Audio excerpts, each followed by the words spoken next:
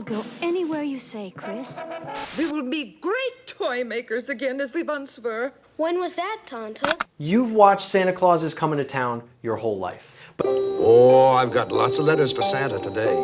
But there are things hidden inside 1970 classic that you were never meant to notice. Moments that feel darker, characters that act stranger, and tiny details that make this simple Christmas story suddenly look very different when you watch it as an adult. All my brothers. Wingo, Bingo, Jingle, Zingo. What is it, Bingo? Some of these surprises are charming, others are downright shocking. And a few will make you wonder how they ever made it into a kid's special. Today, we're counting down 30 of the strangest secrets buried in this holiday classic. And it all begins with a mayor, who reacts to one tiny accident in a way you will not believe. Honey bone. Oh. Fact 1. The mayor who acts like a cartoon dictator. You brats are under arrest. Take them away. Don't arrest those children. If you watched Santa Claus Is Comin to Town as a kid, the Burgermeister probably just seemed like a funny grump. But when you watch it now as an adult, whoa. This guy isn't just strict, he runs somber town like a tiny cartoon dictator. His soldiers march in rows, they raid people's homes, they pass harsh laws over the smallest things. And remember how it all starts? He trips on a little rubber duck and falls down the stairs. Instead of laughing it off, he gets so angry that he bans all toys in the whole town. Then he orders every toy to be thrown into a giant fire right in front of crying kids. For a Christmas special, that's surprisingly dark. But the strangest part isn't even the mayor, because next, Santa himself ends up on the wrong side of the law. Fact 2, Santa's story is really about fighting unfair rules. Taught him all the important things. How to read and write and how to make toys. Make toys? Most of us grew up thinking this special was just a cute origin story about Santa. But when you watch it again now, there's something deeper hiding under the snow. Kris Kringle doesn't just deliver toys, he actually fights back against a bad law. The Burgermeister bans every toy, and suddenly just owning a simple ball is illegal. Kids can't play, parents are scared, the whole town turns gray and sad. But Kris refuses to follow a rule that hurts people. He sneaks toys into homes, cracks jokes at the guards, and becomes a kind of cheerful outlaw. It's funny how, as kids, we never notice the big message. Sometimes you have to stand up when the rules are wrong. And Kris pushing back like this only makes the mayor angrier, which leads to one of the craziest toy crimes in the whole special. Fact 3, a rubber duck causes a town-wide toy ban.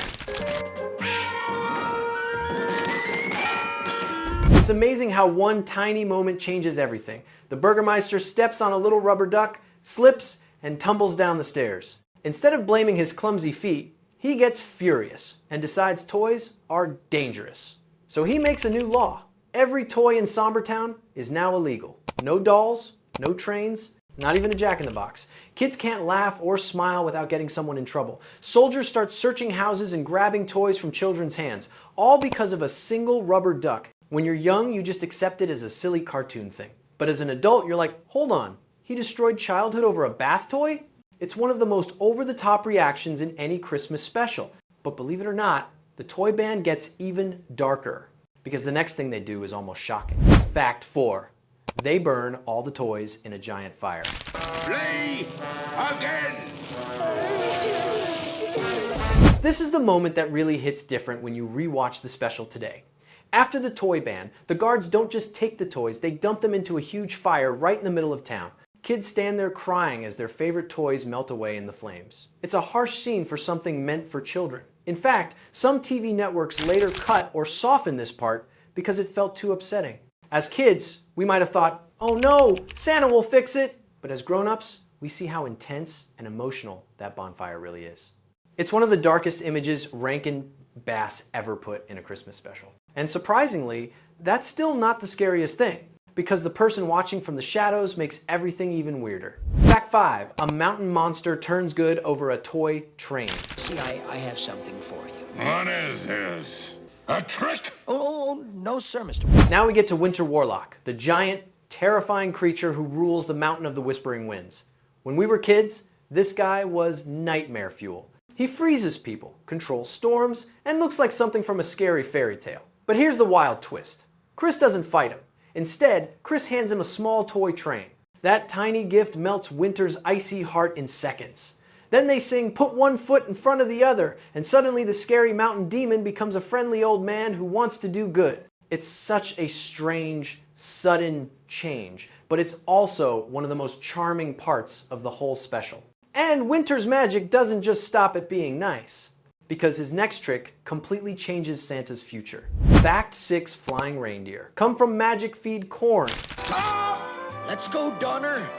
Let's go. Well, I still have a little magic. Most Christmas stories say Santa's reindeer fly because they're magical creatures. But in this special, that's not true at all. The only reason the reindeer take off into the sky is because Winter Warlock still has a handful of magic feed corn. Once the reindeer munch on it, their legs start shaking, their eyes go wide, and boom, they're zooming through the clouds. It's such a funny, weird idea that flying reindeer aren't naturally magical, they just ate something magical. If Winter didn't have that leftover corn, Santa might still be walking house to house with a big sack on his back.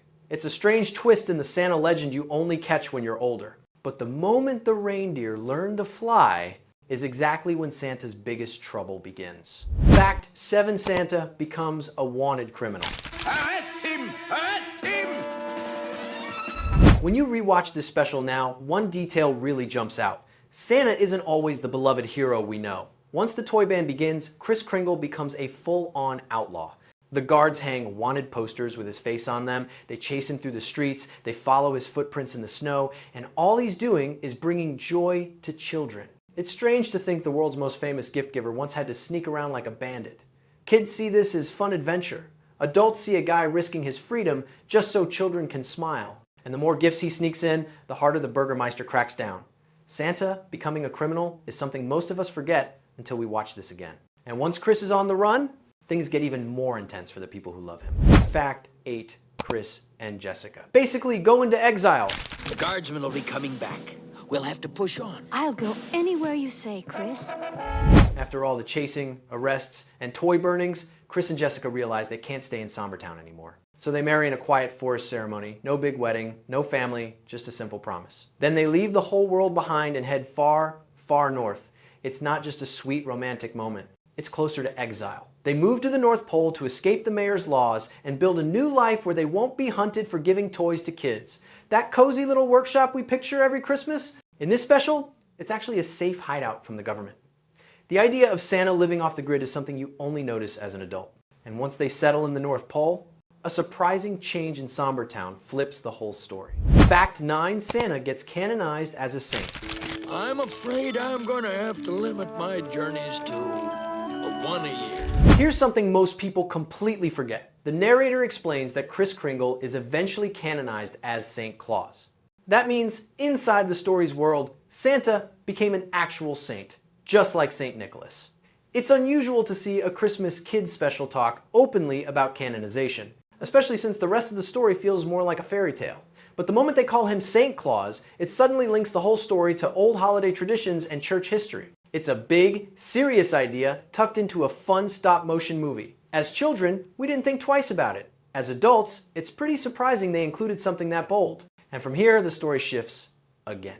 Because the next strange part isn't in the plot, it's in the music. Fact 10 a Christmas song suddenly switches into 7/4 time. You better watch out, you better not cry, you better not pout, I'm telling you what. Put one foot in front of the other is one of those songs we've all heard a million times. But if you listen closely, there's one moment where the beat suddenly changes. Right when Winter Warlock starts learning how to walk, the music drops into a 7/4 time signature. That's rare even for pop music and almost unheard of in a children's Christmas tune. Most viewers never notice it, but musicians point it out all the time. It gives the moment a bouncy, slightly offbeat feeling that matches Winter's awkward first steps. It's one of those tiny, hidden details you only notice when you rewatch the special as an adult, and it shows how creative the composers really were. But the strangest part? Some places cut this whole song out completely. Fact 11. Some TV channels cut the redemption song. He knows if you've been bad or good, so be good for goodness sake. Believe it or not, some broadcasts, especially older CBC airings in Canada, cut the song Put One Foot in Front of the Other entirely. That's the moment where Winter Warlock turns from scary monster to friendly grandpa. Without that song, he just magically becomes nice for no reason. Imagine watching the special and suddenly Winter is smiling and walking as if nothing happened. It completely changes his storyline. Networks often chopped songs to save time or add more commercials, but cutting the main character's turning point is still shocking. Many people who grew up in the 80 seconds or 90 seconds never even saw the full version until years later. And that's not even the only thing that got changed. Because the next fact is about a character who literally had 2 different names. Fact 12. The penguin had 2 different names. You're a penguin. Well, what is a penguin doing here? If you grew up watching this special, you probably remember the little penguin who follows Kris around. In the original 1970 version, his name is Topper. Cute, simple, easy. But in some early 1980 seconds TV airings, something strange happened. Topper got redubbed as Waddles. No explanation, no reason, just a quiet name change. So depending on your age or where you watched it, you might know 2 different penguins. What's even stranger is that later DVDs and all modern airings switched him back to Topper as if the Waddles years never happened. It's one of those odd little TV quirks nobody noticed unless they watched reruns closely. But the name change is just the beginning. Because the next fact is about scenes that TV networks didn't want kids copying at home. Fact 13: Santa's rooftop stunts were cut for safety. Leaps like a deer and is as slippery as a seal. Here's something you may not know. Some versions of this special removed Kris's rooftop escapes. In the original cut, Kris climbs buildings, jumps between roofs, and sneaks past guards like a red-suited action hero. Kids in the 70 seconds loved it, but TV censors got nervous. They worried children might try to copy the climbing and jumping at home, so later airings shortened the rooftop chase or cut whole shots out. That means you may have watched a version where Santa looked a lot less daring. It's funny, people always think Rudolph or Frosty got the most edits, but this special had some of the strictest cuts. And these weren't the only scenes toned down, because the next fact is about a character who was too scary for some broadcasts. Fact 14: Winter Warlock's scariest lines were removed. I shall get him when he returns. No more being the nice guy. Winter Warlock starts off as one of the creepiest Rankin Bass characters ever. His voice is deep, his eyes glow, and he warns Kris that he'll never escape alive. But some modern TV edits found these lines a bit too intense for younger kids, so they trimmed his harshest warnings and softened his dialogue before he becomes friendly. The strange part is that these cuts change how the whole scene feels. In the original, you're supposed to feel the danger. In the edited versions, Winter seems more annoyed than threatening. It's a small tweak, but adults who grew up with the uncut version can instantly tell the difference. But the edits didn't stop with the villain. Because next, a major musical moment from Mrs. Claus almost disappeared entirely. Fact 15: Mrs. Claus's big song was removed for years. All the little cares picked along the way. Many fans don't realize Jessica, who becomes Mrs. Claus, had her own big musical number. The song is called My World is Beginning Today. But for years, networks like ABC cut the entire thing to shorten the runtime. Some viewers grew up never even knowing she sang at all. In the full version, Jessica walks through bright, dreamlike colors as the animation turns soft and flowy. It's almost like a tiny music video inside the special. Without it, her character feels quieter and less developed.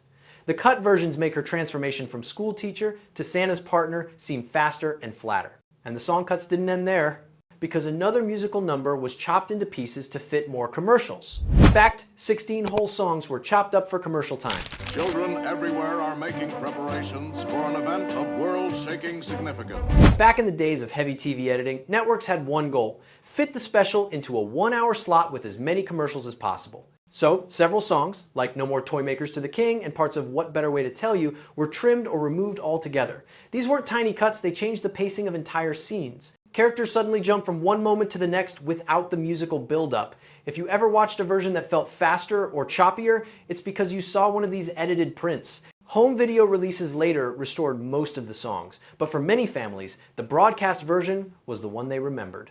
And if you think cutting songs is strange, the next fact involves something even weirder. A version of the special that works almost like a radio show. Fact 17. The vinyl record is basically the whole movie as audio. Oh, take the little baggage to the orphan asylum. That's the proper place for foundlings anyway. Back in 1970, before VHS tapes and streaming, families often enjoyed their favorite shows on vinyl. But the Santa Claus Is Comin to Town record wasn't just a soundtrack, it was almost the entire movie. The album includes long medleys with most of the dialogue, music, and narration. If you closed your eyes and listened, you could follow the whole story from beginning to end, almost like an old-fashioned radio play. Kids in the 70 seconds used this record the same way we use streaming today. It was a way to re-watch the special whenever they wanted. It's wild to think the animators built a whole movie that could also work without any animation at all. But this wasn't the only behind-the-scenes surprise, because one actor didn't just play one role, he played almost the whole town. Fact 88. One actor secretly voiced half the characters. What caused me to trip, Grinsley? This, sir. A toy? I hate toys. Here's something you probably never noticed as a kid. Voice legend Paul Frees didn't just play the Burgermeister. He played almost everyone. He's the doctor, the town crier, the newsreel narrator, several of the Kringle brothers, guards, animals, and a pile of background characters. If you listen closely as an adult, you can hear that familiar voice pop in again and again. Frees was known as the man of 1,000 voices, and this special really shows why. Rankin. Bass often used tiny voice casts, but this is one of the biggest examples of one actor carrying an entire world on his shoulders. But that's nothing compared to the next strange detail, because the animation wasn't made in America at all. Fact 19. The entire animation was done in Japan. It's really quite sad. We will never be able to transport our toys over the mountain. Even though this is a classic American Christmas special, all the stop-motion animation was created in Japan. Rankin Bass worked with Japanese artists who used a technique called animagic, where every puppet was moved by hand, one tiny motion at a time. The puppets were made of wood, cloth, and plastic, and moved frame by frame to bring the story to life. It's amazing how much heart and care went into each shot. In the 60s and 70s, this kind of American-Japanese teamwork was rare, but Rankin Bass made it their signature style. That's why their specials look different from anything else on TV. And the tradition didn't end there, because one of the biggest pieces of Hollywood history shows up in the very next fact. Fact 20. The mailman narrator is played by Fred Astaire. Oh, hello there. My name's Special Delivery Kluger, SD for short. If the voice of SD Kluger, the cheerful mailman, sounds familiar, that's because he's played by Hollywood legend Fred Astaire. Yes, the same Fred Astaire who danced across movie screens in the 30s and 40s. Instead of giving him Santa, the creators chose him as the friendly storyteller who delivers kids letters and explains every Santa rule. It adds a warm, classic feel adults still recognize today. The idea that a Golden Age movie star ended up narrating a stop-motion Christmas special is something that surprises a lot of people when they re-watch it as adults. And speaking of stars returning, the next fact connects this special to another Rankin Bass classic you've definitely seen. Fact 21, Mickey Rooney played Santa again in another special. Nice day, friend. Don't hire me. Good morning, ma'am. You ought to be ashamed of yourself, young man. Mickey Rooney voices Kris Kringle in this 1970 special, and he didn't stop there. 4 years later, he returned to play Santa again in The Year Without a Santa Claus, 1974. That means both specials exist in the same little Rankin Bass Santa universe. Rooney brings the same warm, playful energy in both roles, which is why the two specials feel connected, even though their stories are different. Many fans never realized Santa had the same voice across multiple Christmas classics. It gives the whole Rankin Bass world a sense of continuity, like Christmas characters passing through the same holiday timeline. But that's not the only hidden connection, because the next fact reveals where the entire story really came from. Fact 22. The whole story is built around a 1934 song. Now, this was years and years ago. In one of the northern countries, there was a small city called Sombertown. Most people think the special came first and the song came later. But actually, the entire movie exists because of a hit Christmas tune from 1934. Santa Claus Is Comin to Town was already famous long before this special was made. So the writers took the lyrics, "He sees you when you're sleeping, he knows when you're awake," and turned them into explanations inside the story. That's why the mailman reads letters from kids asking things like, "Why the red suit?" and "Why the chimney?" They built an entire origin myth out of a 3-minute song. As kids, we never caught how clever that was. As adults, we see how much creative work went into stretching one simple idea into a full movie. But that little song sparked something even bigger, because this special quietly became one of the most respected Christmas classics ever made. Fact 23, critics rank it with Rudolph and Frosty. No, that's another story. When we think of Rankin Bass, we usually think of Rudolph or Frosty.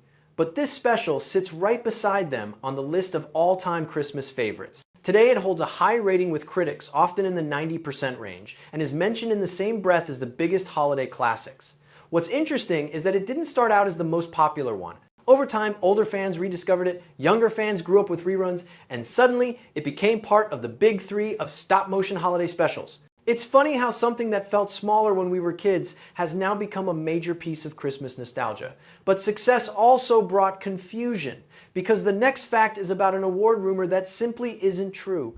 Fact 24 fans claim Emmy wins. It never actually got. I know just where I belong.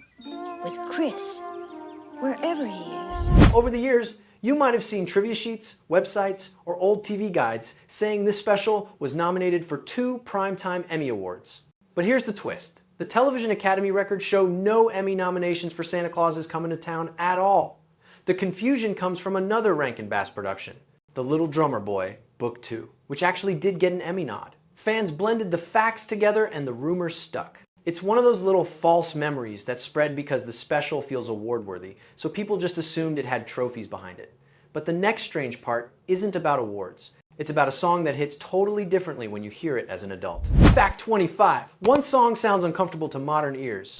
It's a difficult responsibility.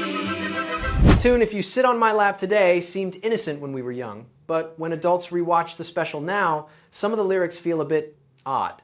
Lines like, "A kiss, a toy is the price you'll pay," don't land the same way today as they did in 1970. Back then, it simply meant a sweet holiday cheek kiss. Now, it comes off a little awkward. Modern viewers often point it out as one of the strangest, least aged moments in the whole special. It's not enough to ruin anything, but it definitely makes you raise an eyebrow when you hear it again decades later. But this isn't the only moment that feels unusual when you're grown.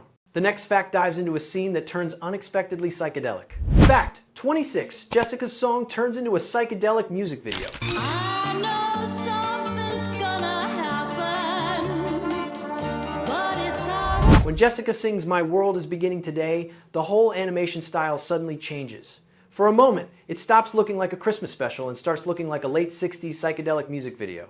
The backgrounds swirl with soft colors. Shapes float through the scene. Everything gets dreamy and glowing, almost like a pop poster from the era.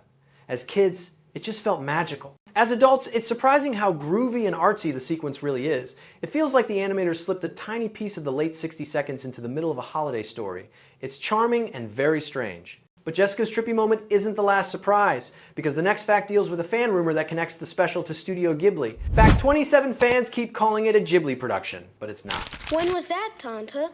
Oh, years and years ago. The Kringles were world-renowned. This fact pops up online all the time. People claim Santa Claus Is Comin to Town was animated by the same studio that later became Studio Ghibli. And it sounds believable, because the movie was animated in Japan and has that warm, handmade feel. But here's the truth. Studio Ghibli didn't even exist yet. The studio fans point to Topcraft wasn't founded until 1972, 2 years after this special aired. So even though the style feels similar, the connection is just fan imagination. The real animators were other Japanese artists working under Rankin, Bass, long before Ghibli became famous. It shows how magical the animation was, because people still try to link it to one of the greatest studios ever. But hold on, because the next fact introduces a secret detail hiding in the script itself, one that most fans never noticed. Fact 28. The Burgermeister's aide had a secret. You should call him Kris. Kris Kringle. Original name.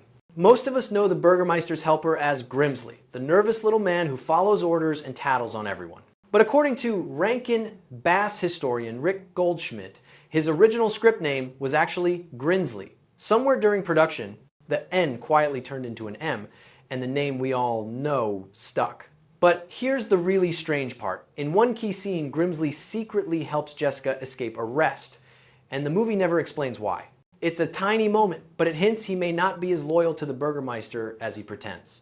It's one of those hidden details you only notice after years of rewatching. And speaking of hidden details, the next fact flips a huge piece of the story completely on its head. Fact 29, some people think the song was written for the movie. It wasn't. How much you mean to me. A surprising number of trivia sheets claim the 1934 hit Santa Claus Is Comin to Town was written for this special. But that's not true at all. The song came decades earlier, performed on radio, recorded by big bands, and already a holiday favorite. The special was built around the song, not the other way around. It's funny how the movie feels so complete that many fans assume the story inspired the tune. Instead, the tune inspired the story.